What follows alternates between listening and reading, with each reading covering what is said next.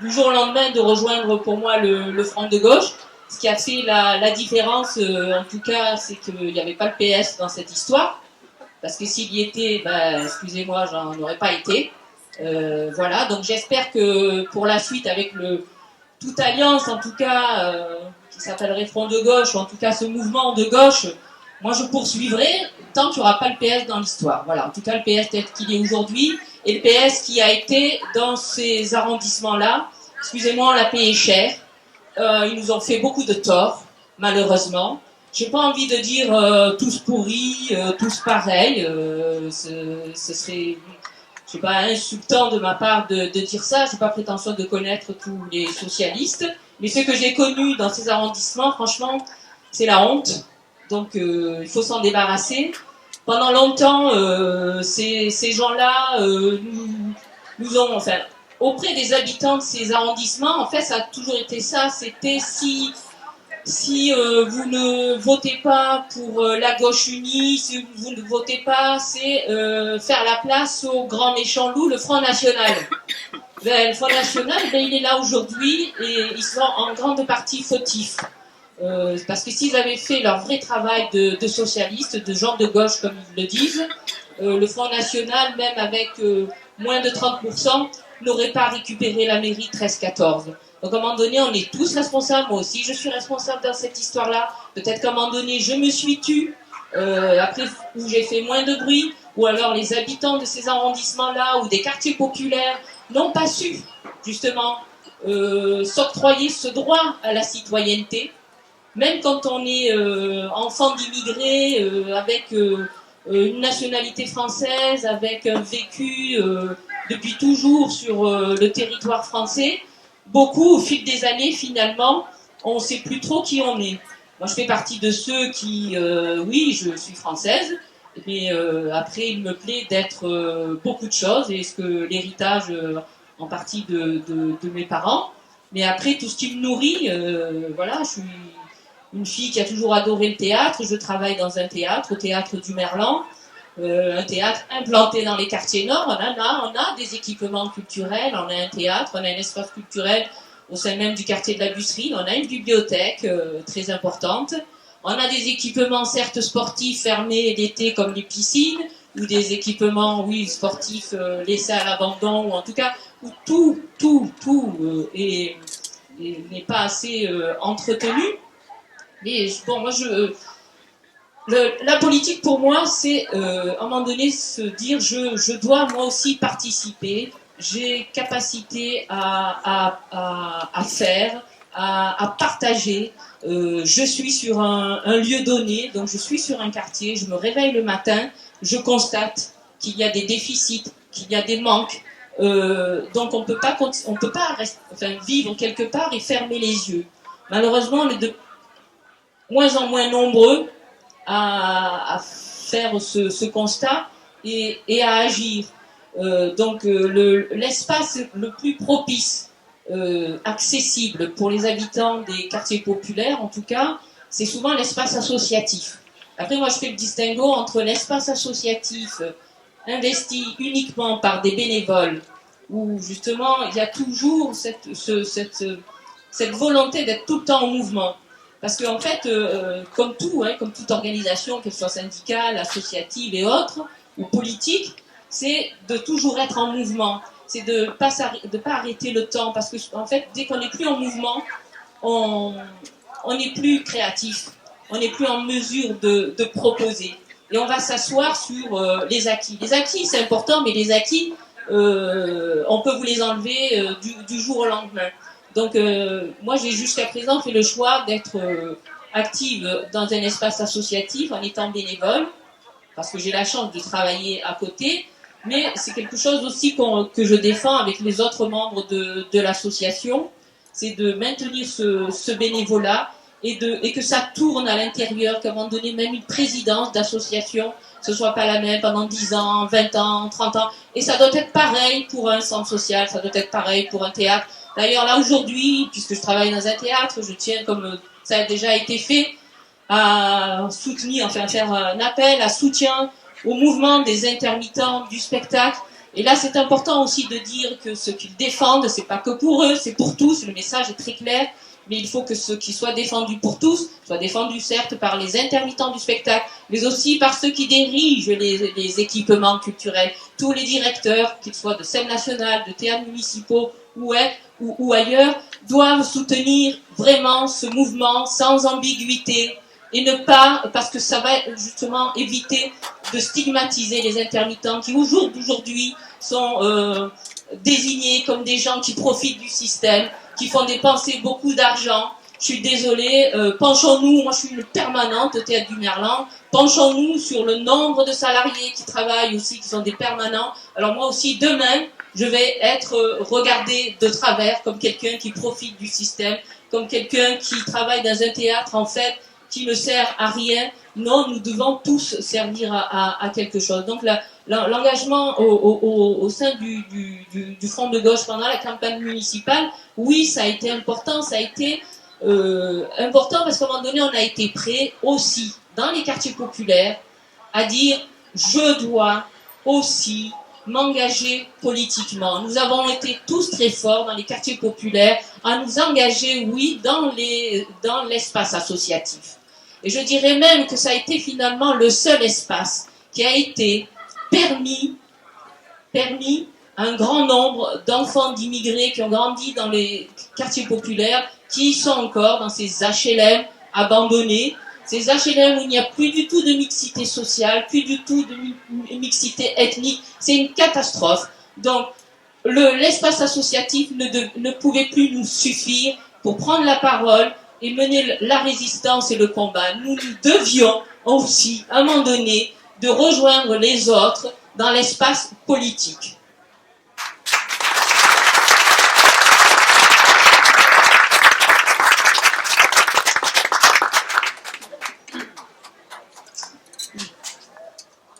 Donc, bonjour à tous. Zora vous a présenté une expérience et les limites de la démocratie représentative. Donc moi je suis Floris Sardillon, je travaille pour l'association l'Université du Citoyen. Et moi je suis plutôt sur le champ du développement de la démocratie participative. Alors, à touche impressionniste, je vais essayer de vous expliquer ce que c'est et ce qu'on fait. L'Université du Citoyen, elle est déjà construite sur plusieurs présupposés à l'origine créée aussi par un éducateur de la protection judiciaire de la jeunesse qui travaillait dans le quartier nord de Marseille. Alors, avant de créer l'Université du Citoyen, ce qui l'a motivé, c'est qu'il s'est rendu compte que, et ça je l'ai partagé par tous ici, je pense que les personnes, quel que soit leur statut, ont d'infinies connaissances. Le savoir, les connaissances d'usage, du vécu, et que finalement, on ne prend pas suffisamment le temps d'écouter les personnes. On parlait des espaces de récit collectif de l'expérience, et que quand on construit des dispositifs ou quand on les évalue, pour faire un clin d'œil à la table ronde précédente, finalement, on a le point de vue de tout le monde, sauf des principaux concernés. Alors, à l'Université du Citoyen, c'est ce qu'on essaye de faire, en fait, de donner la parole et faire entendre le point de vue des principaux concernés sur les politiques publiques dans les quartiers. On agit aussi sur la démocratie participative, puisqu'on a créé un jeu qui s'appelle La démocratie, comment ça marche. C'est une petite vidéo, je n'aurai pas forcément le temps de vous la passer ici, mais je laisse le film à Camédia. Il est visionnable aussi sur YouTube. Si des fois vous vouliez le visionner, si vous avez des soucis, vous pourriez me contacter, je vous enverrai le lien précis pour le regarder. Alors, pour toucher du doigt ce que ça peut produire et aussi les limites de l'exercice, je voulais vous relater justement une expérience que j'ai menée il y a 2 ans, enfin j'ai mené encore et depuis 2 ans en fait, auprès d'habitants de différents quartiers, parce qu'il y a 2 ans, il y avait eu toute une hystérie sur les quartiers nord, sur une médiatisation ultra négative, qui rendait on a l'impression que les gens étaient beaucoup moins citoyens, qu'il n'y avait pas de vivre ensemble, etc. Et donc on s'est dit finalement, nous on va faire un travail sous la forme de ce qu'on appelle d'ateliers citoyens, justement qui repose sur l'écoute, le récit de l'expérience, où on va aller demander aux gens, finalement, de différents quartiers, ce qu'ils ont à dire sur cette question de la citoyenneté et du vivre ensemble. Voilà. Et cette expérience, donc menée dans différents quartiers, amène des enseignements qui sont riches par rapport au thème d'aujourd'hui, les biens communs et aussi les effets du traitement médiatique des quartiers. Alors la question de départ justement c'était comment vivez-vous la citoyenneté et vivre ensemble dans le quartier et à l'extérieur? Quel impact sur votre quotidien, sur votre vie quotidienne de ce qui se dit dans les médias à propos des quartiers? Alors je vais vous donner quelques exemples. L'expérience d'habitante de la cité de la Bricard, la Bricard pour situer, c'est dans le 15e arrondissement. Et en fait, ce qui pour elle est déterminant dans le sentiment de se sentir citoyen ou du vivre ensemble, c'est l'accès aux services publics. Et en fait, ce qui bloque énormément l'accès aux services publics, c'est la configuration des quartiers qui, à l'époque, sous l'égide du progrès social, c'est-à-dire d'abriter un grand nombre de personnes, ces quartiers étaient construits à l'extérieur de la ville. Effectivement, ça a permis d'abriter beaucoup de gens, sauf qu'après, on n'a pas pensé aux moyens de transport pour se rendre en ville et accéder aux biens communs. Et ça pose plein de problèmes, justement, sur ce sentiment d'appartenance et aussi sur le déficit de citoyenneté supposé de ces personnes. Alors, voilà un peu quelques exemples. Mauvaise desserte des transports en commun, faible fréquence de ceux qui existent. C'est-à-dire qu'un bus qui passe toutes les 45 minutes et encore qui vous amène au métro Bougainville. Métro Bougainville, encore 20 minutes pour aller au centre-ville. Moralité, pour aller de Bricard à centre-ville, on met autant de temps, 1h30 en fait en réalité. Voilà, donc quelques témoignages des soucis que ça pose. Problème d'accès et de maintien dans l'emploi. Le bus est le seul moyen des transports de beaucoup de gens. Un employeur ne va pas prendre le risque de recruter quelqu'un qui n'a pas de véhicule personnel lorsqu'il habite à la Bricarde, car cette personne risque d'être souvent en retard ou de ne pas pouvoir venir à cause des bus. Parce que moi, les bus sont toujours en retard aussi, souvent en retard. Lorsqu'on a un travail, ce n'est pas le travail qui est fatigue. C'est le trajet en bus qui est souvent en retard, qui est bondé, qui met plus d'une demi-heure à arriver à la station de métro. Voilà, sur les incidences aussi d'accès à l'emploi. Les problèmes d'accès aux services publics. Alors, il faut savoir aussi que souvent, dans ces quartiers, les lieux des services publics sont complètement différents. C'est-à-dire que vous pouvez défendre de la mission locale de plan de campagne, de la CAP du chemin de Gilles, de la Sécu, etc. Cumulé à ça le problème de transport, voilà ce qu'on peut dire. Le jour où on a des papiers à faire, on ne sait rien chez nous, à cause des temps de transport. En plus, on a tendance à être impatient dans la queue d'attente, ce qui amène à des comportements qui créent des tensions avec les autres usagers ou les personnes du guichet. Voilà, le côté anxiogène, et après ce qu'on peut aussi appeler déficit de citoyenneté. Des problèmes d'accès à la culture et loisirs. On n'a pas pu profiter des événements de Marseille Capitale Culturelle. Voilà, donc en fait, voilà, je vais pas égrener non plus, mais je voulais aussi donner la parole à ces personnes au travers de cette expérience. Après, ce qui était aussi très intéressant, c'est que, et en termes aussi d'évaluation des politiques publiques, il y a des fois des mesures dites de discrimination positive qui sont mises en place. Alors, par exemple, la construction du centre commercial Grand Littoral, la création de plateformes de services publics, qui consiste à organiser une permanence de services publics dans un quartier, ou un dispositif qui s'appelle bus des plages, c'est-à-dire qu'il y a des bus à tarif préférentiel qui amènent les gens à certaines plages. Voilà. Sauf que c'est par exemple les plages du 16e arrondissement. Et finalement, les gens disent, mais du coup, c'est pas du tout de la discrimination positive, ça reste finalement, une réflexion justement sur la question des biens communs, c'est plutôt une volonté qu'on reste entre nous et qu'on n'aille pas au centre-ville, qu'on n'ait pas accès aux biens communs.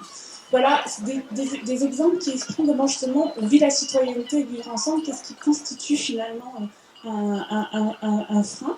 Alors après, des témoignages aussi, une réflexion sur l'effet des médias, l'effet de la médiatisation du quartier. La mauvaise image des quartiers a des effets très concrets. Par exemple, beaucoup d'enseignes commerciales refusent de livrer les habitants des quartiers nord. Dans tous ces ateliers dans 6 quartiers, ça a été constant en fait. Les livreurs des enseignes ne viennent plus, vous commandez une machine à laver. Bon, il faut dire qu'il y a beaucoup de gens en plus qui n'ont pas forcément de voiture, des femmes qui vivent seules, c'est vraiment problématique. Les effets des médias aussi, là c'est la question de l'accès à la médiatisation. Il y a la question aussi, alors les médias peuvent être considérés comme des biens communs, de l'accès à l'information et à la bonne information. Dans un autre cycle d'atelier qui n'était pas sur la thématique de citoyenneté, vivre ensemble et sur l'échec scolaire, on s'est rendu compte que le manque d'éducation à l'information, c'était très maladroitement de ma part, mais avec pour une espèce de manipulation. Et en fait, quand il y a une hystérie autour des ABCD de l'égalité, je sais pas si ça vous parle, on s'est rendu compte que plein de femmes de quartier avec lesquelles on travaillait avaient reçu des SMS et effectivement avaient suivi la consigne du retrait de retirer les enfants de l'école, mais avec en fait un discours là-dessus, c'est-à-dire on introduit la théorie du genre à l'école, etc. Bon, quand on a pris le temps de faire un atelier justement là-dessus et qu'on leur a demandé mais finalement comment avez-vous eu l'information, c'était du SMS, la rumeur, et que personne n'avait quand même, n'avait eu l'idée de consulter ne serait-ce que le site edu.gouv.fr, moi, avec ses limites, mais pour savoir ce que c'était vraiment. D'où l'idée aussi de recréer ces espaces de débat, de compréhension et d'information, parce qu'effectivement, après, ça laisse la place à beaucoup de fantasmes et effectivement d'initiatives qui vont à l'encontre de la citoyenneté et du sentiment de vivre ensemble.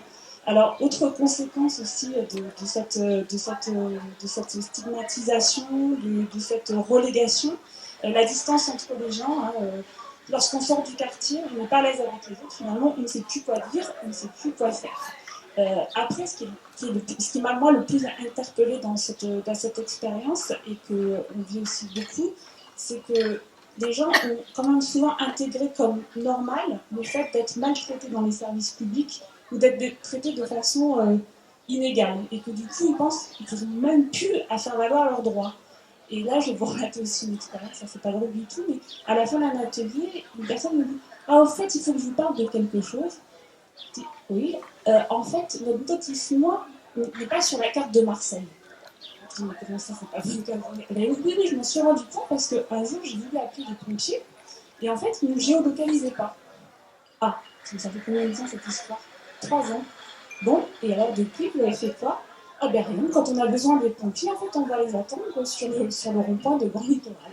Voilà, donc en fait, la résignation, voilà, on n'interpelle pas la mairie. Donc ça, c'est quand même très inquiétant. Après, voilà, ce qu'on a fait aussi de ce travail, puisqu'on travaille sur la démocratie participative, c'est que, outre effectivement ce travail sur le récit, qu'est-ce qui pose problème, qu'est-ce qui met à distance le problème de citoyenneté et de vivre ensemble, on n'en reste pas justement au stade du récit. C'était une des questions tout à l'heure, comment faire aussi que ça fabrique quelque chose en fait du changement. Alors, un des groupes de femmes a été justement appelé à venir témoigner lors d'un forum organisé par le Centre d'information sur du droit des femmes et des familles. Justement, c'est un forum à l'encontre des travailleurs sociaux pour faire évoluer aussi leurs pratiques en prenant en compte le sentiment des personnes. Et une représentante du ministère de l'Égalité a été très intéressée et donc la vidéo aussi a été ensuite diffusée justement par rapport au témoignage de ces femmes sur effectivement le vécu et une réflexion sur l'adaptation des pratiques professionnelles. Ensuite, sur l'histoire des pompiers, la non-géolocalisation, en fait, le lotissement était finalement, quelques années après, inscrit sur la carte de Marseille, mais c'était au niveau des GPS sur la géolocalisation, c'est en cours de transformation. Voilà, parce qu'on a fait quelque chose. Et sur la question des transports, alors on a effectivement essayé de mobiliser la RTM, pour qui c'était inconcevable d'aller rencontrer des habitants pour échanger sur les conditions d'accès. Finalement, à force de 6 mois de lutte, on a réussi à avoir un opérateur qui travaille justement sur l'accès au transport. Voilà. Tout ça pour vous dire que c'est pas forcément évident parce qu'on se heurte à beaucoup d'obstacles. Le premier, effectivement, c'est la résignation des personnes. Il y a quelques années en arrière, on avait plutôt des personnes qui étaient déjà engagées, donc c'était plus facile de mobiliser. Maintenant, on travaille plutôt sur d'abord le concernement, en fait, que les gens se sentent concernés et puis essayent ensuite d'agir. Mais donc, du coup, c'est un travail énorme finalement de mobilisation. Voilà. Donc, il faut faire ce travail justement de passer du concernement à l'engagement, alors qu'il y a quelques années, on était déjà beaucoup plus près de l'engagement. Là, on est déjà plus à travailler, que les gens, y compris, qui sont les plus concernés, se sentent concernés. Et donc, en tant que professionnel, parce que moi je ne suis pas bénévole, je suis professionnelle de l'association, je me situe en fait en ce qu'on appelle un entrepreneur de cause, en fait, ou en passeur, ce qu'on disait. Et donc par rapport à ça, mon credo, c'est que le credo de l'association, c'est qu'à moi toute seule, je ne peux rien, et qu'on a besoin d'expertise, on a besoin aussi des médias, des médias avec un positionnement comme Mediapart, pour effectivement faire entendre la voix de ceux qu'on n'écoute plus, qui ont des choses à dire, qui ont des choses à proposer, y compris en termes de transformation sociale. Voilà, je vais m'arrêter là.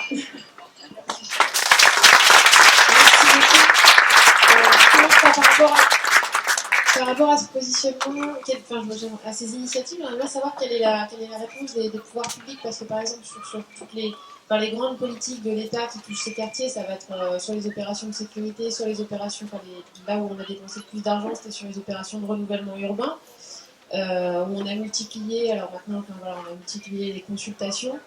Est-ce que la parole des habitants est vraiment prise en compte? Voilà. Quelle est la réponse? Je vais donner mon point de vue, mon point de vue de non-professionnel, mais qui a quand même presque 10 ans de pratique où j'ai pu justement me rendre dans des pseudo-espaces d'information, concertation, consultation. Je ne vous dis pas que c'est inutile à 100%, parce qu'en s'y rendant, on apprend quand même des choses. Donc j'ai quand même donné presque 8 années, avec de temps en temps des coups de gueule. Mais après, quand on n'est pas assez nombreux à formuler des coups de gueule ou aller jusqu'à un mouvement de grève, voilà, donc au bout d'un moment, on finit par se taire ou se retirer. Mais bon, je ne me suis pas retirée comme ça. À un moment donné, c'était de constater en fait qu'on est utilisé, on est instrumentalisé. Voilà, il faut juste en être conscient. C'est quand même important toujours d'être conscient de ce qui se passe. Voilà, parce que sinon après on est dégoûté de tout et on fait plus rien. Et non, c'est tous ces projets là, en tout cas de rénovation urbaine, avec derrière toute la puissance publique qui dit qu'elle pense aux citoyens, qu'elle fait tout ça pour le bien du citoyen, qu'elle pense à vous.